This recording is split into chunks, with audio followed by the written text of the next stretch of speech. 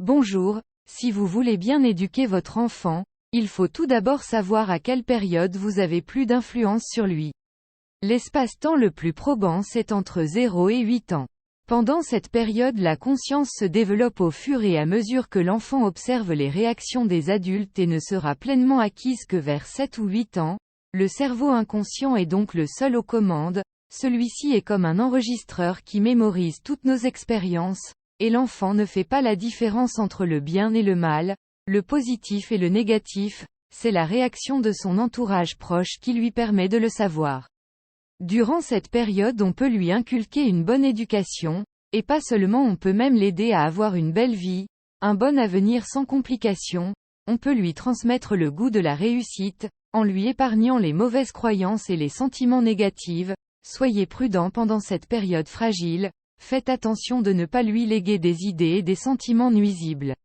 Je vous donne un exemple, si votre enfant se sent rejeté pendant cet âge-là, il continue à vivre sous ce sentiment de rejet toute sa vie, il se sent constamment rejeté par autrui, il garde dans sa mémoire tant de souvenirs négatifs, des sentiments méprisables, il finit par se comporter et agir d'une manière encore plus destructive.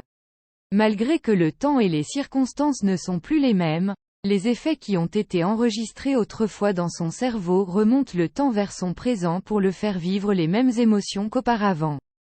Tout dépend des parents et ce qu'ils peuvent lui transmettre comme pensées et sentiments.